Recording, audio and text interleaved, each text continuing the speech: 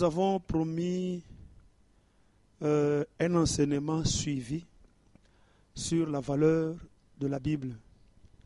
Nous avons donné l'introduction et parlé de quelques problèmes que connaissent beaucoup de lecteurs qui ont fait que jusque-là, ils ont la volonté de lire, mais à un moment donné, sans savoir pourquoi, ils arrêtent. On a parlé de quelques problèmes par-ci, par-là.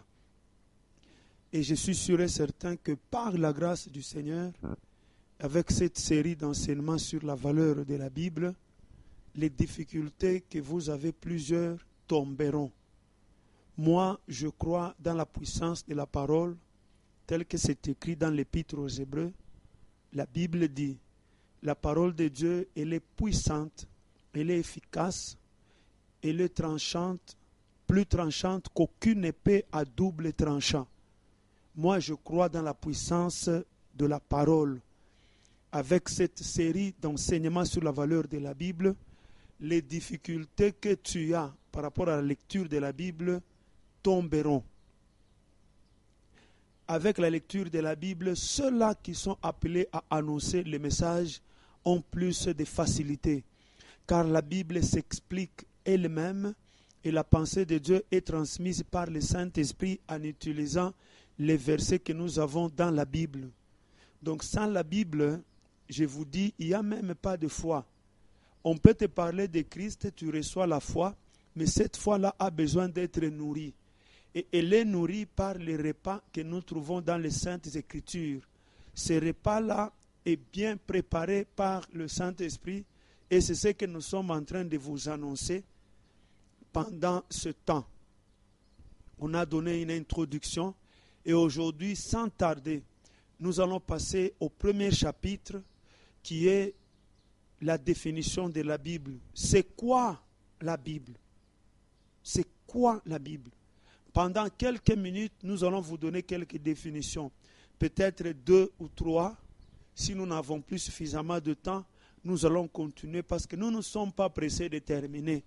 Nous ne sommes pas pressés, pourquoi? Parce que nous voulons atteindre un objectif. Alors pourquoi être pressé? Ce qui compte pour nous, c'est que tu réalises la valeur de ces grands livres que tu as chez toi. Ces grands livres que tu te promènes avec, que tu réalises sa valeur. C'est ce qui compte pour nous. Alors nous ne sommes pas obligés d'être pressés de terminer. C'est quoi la Bible? La première définition, elle est très simple. C'est la loi de Dieu. Donc, l'ensemble des principes qui constituent la ligne de conduite du peuple de Dieu. La loi de Dieu, donc l'ensemble des principes qui constituent la ligne de conduite du peuple de Dieu. Pourquoi nous parlons de la ligne de conduite? Parce que quand on parle du peuple, on voit un ensemble de gens que Dieu prend quelque part pour les amener à un endroit bien déterminé. Voilà pourquoi Dieu a envoyé un guide, c'était Moïse. Moi, j'ai toujours dit que cet homme, il est la référence même des pasteurs, la référence de nous qui sommes les bergers, parce qu'il avait un troupeau de plus de 2 millions de personnes, le troupeau qui n'avait pas seulement besoin de la parole, les troupeaux qui avaient aussi besoin de manger. Vous savez, nous les pasteurs actuels, nous avons des gens qui se débrouillent, qui sont dans des entreprises, ils mangent eux-mêmes et nous apportent même les dîmes. Même Moïse avait une bergerie constituée de gens qui ne travaillent pas, plus de 2 millions. C'est-à-dire, s'ils ont besoin de la parole, c'est Moïse. S'ils ont faim, c'est Moïse. Alors, c'était un homme exceptionnel.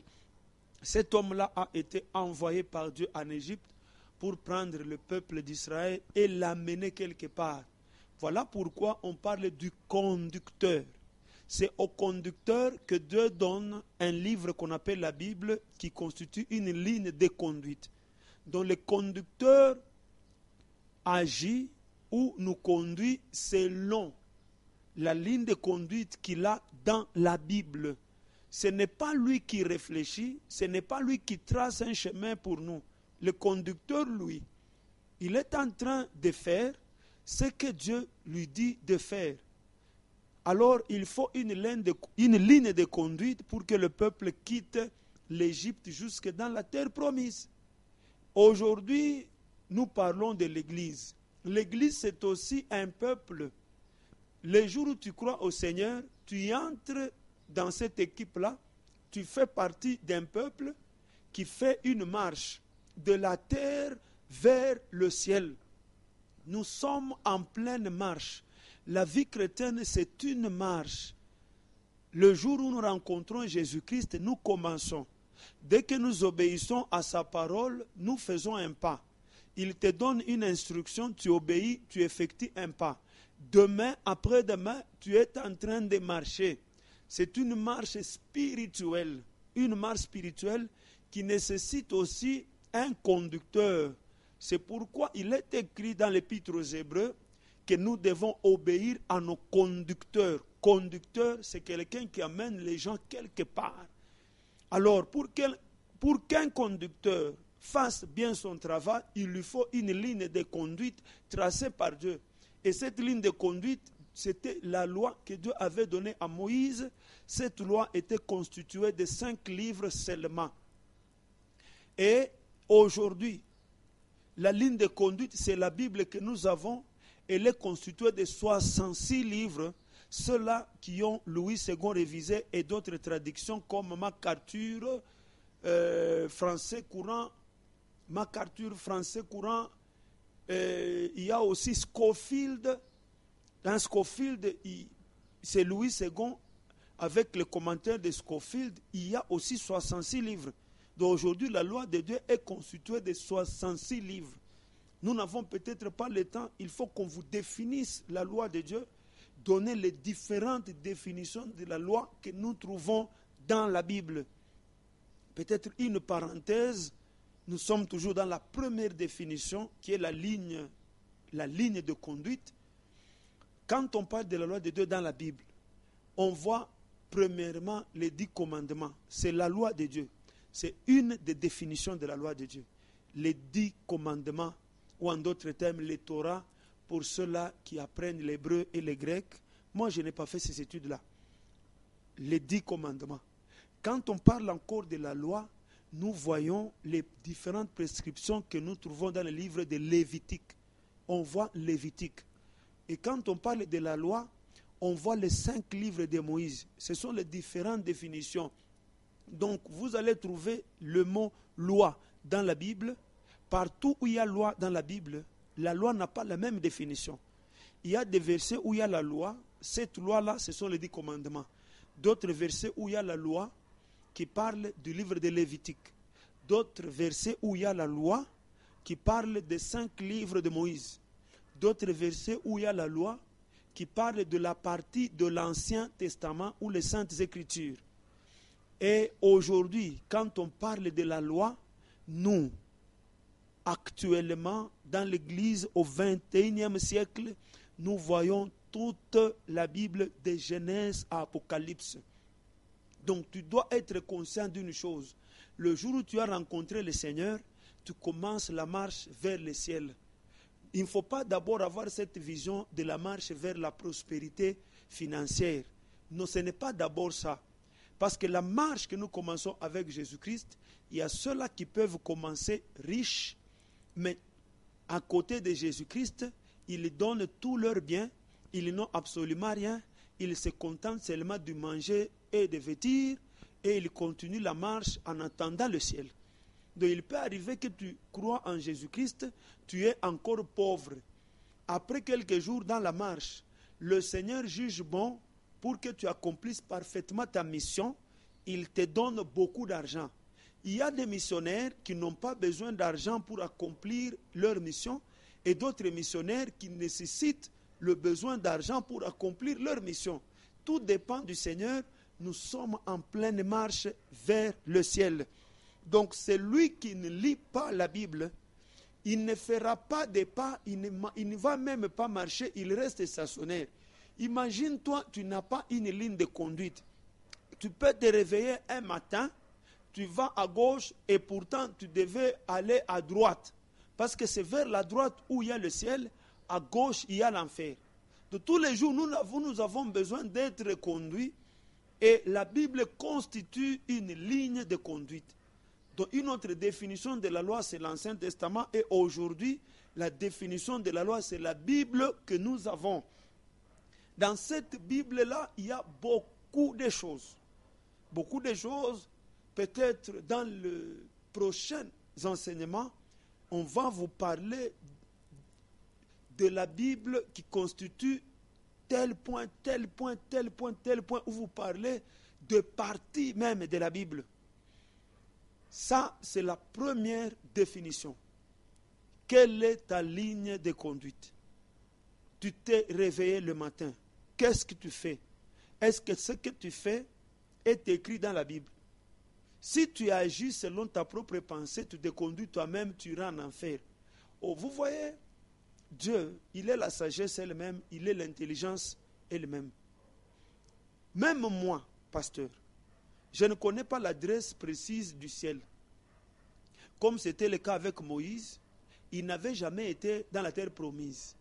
C'est pourquoi un jour, il avait besoin de son beau-père pour lui dire, toi, tu connais cet endroit-là, tu peux nous servir de guide. Inspiré, le beau-père a refusé. Mais moi, le pasteur, je ne connais pas l'adresse du ciel. Je connais néanmoins les chemins qui mènent au ciel. Alors, tu peux être sur une route qui t'amène en enfer si tu ne fais pas attention. Pour être sûr que tu es sur un chemin, tu es sur une route qui te mène au ciel, tu dois être un ami de la Bible. Tu dois être un passionné de la Bible pour être sûr des pas que tu es en train d'effectuer. Ça, c'est une définition. Une autre définition, on pourra parler peut-être de deux définitions aujourd'hui. Une autre définition, c'est l'héritage que tous les pères de la foi nous ont légué, ou ont légué à l'Église, ou héritiers de toutes les grandes promesses de Dieu. L'héritage que tous les pères de la foi ont légué à l'Église, ou aux héritiers de toutes les grandes promesses de Dieu. Oui, quand Dieu nous appelle, avant même que nous sachions que la loi existe, c'est un Dieu des promesses, un Dieu qui nous dit ce qu'il fera, un Dieu qui nous dit ce que nous allons faire avec lui. Là, c'est dans le cadre du ministère. Alors, tous les pères de la foi, je commence par Moïse, jusqu'à Jean qui a écrit, qui a eu la vision de l'Apocalypse. Tous ces pères-là, ils nous ont laissé la Bible. Il y a même Salomon qui avait beaucoup de biens, mais Salomon ne nous a pas laissé ses richesses. Il nous a laissé des écrits. Maintenant, si nous prenons l'héritage que tous les pères nous ont laissé, nous les mettons ensemble, nous avons la Bible.